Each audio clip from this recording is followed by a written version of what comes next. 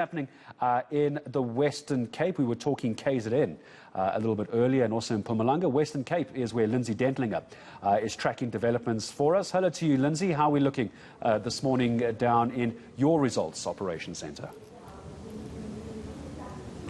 Well, Gareth, we're ticking on quite slowly but steadily, almost to the 30% mark in terms of the number of votes counted. We still appear to have the DA in the driving seat with about 40 wards already to the DA's, to the ANC's 17. But you know, there are over 400 wards in this province, so a long way to go yet.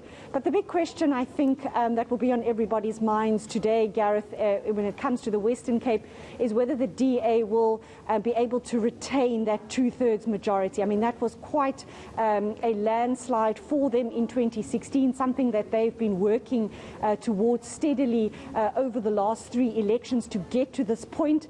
And as you've pointed out earlier, voter turnout very low yesterday. But to talk to me about the trends that we are seeing early this morning as these votes start to be counted here in the Western Cape is Riza Omar from Citizen Surveys. Riza, thank you for your time this morning and for joining us. What are we seeing so far in terms of the DA's likelihood to maintain that vast majority they managed to attain in 2016? Well, what we see is the political spectrum, especially in the Western Cape, is fracturing. The DA is losing votes on the right-hand side, on the right, the extreme right, to the FF+, which appeals to a section of the white voter. On the left-hand side of the DA is the Good Party, and the Good Party appeals to the coloured vote.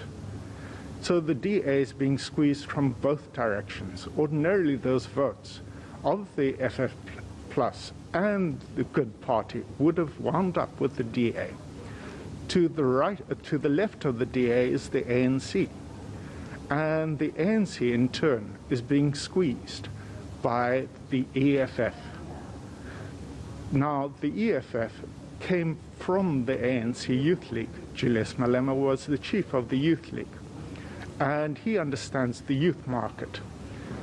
However, voter registration amongst the youth is relatively low, and that puts a cap on the performance of the EFF.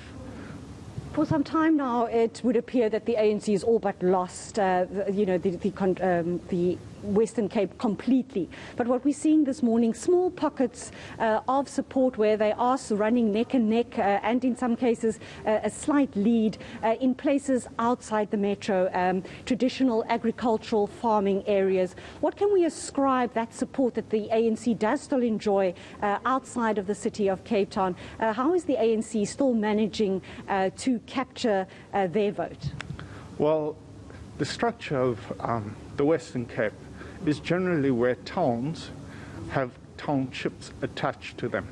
And one of the things that we've observed with the townships is that they are actually growing in size.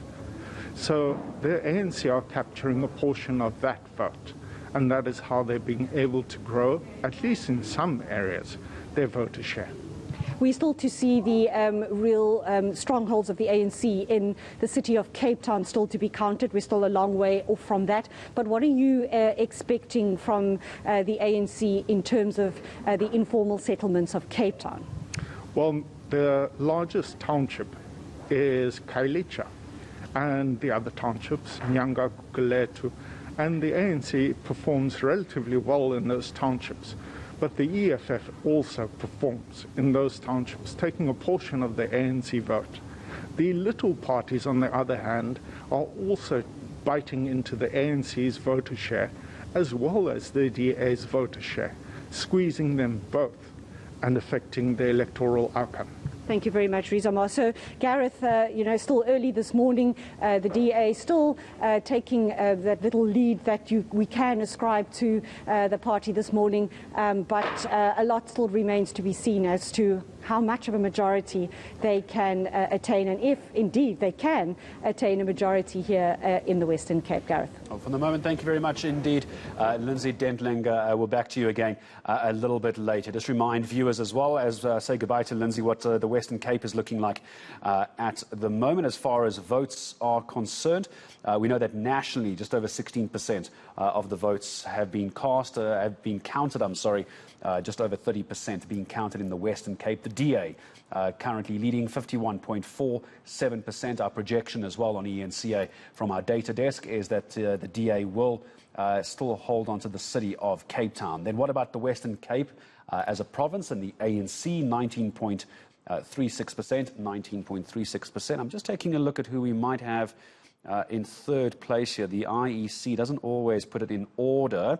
From what I can see, it looks like it's the Good Party that is currently in third place, 4.57%. And then we have the Freedom Front Plus.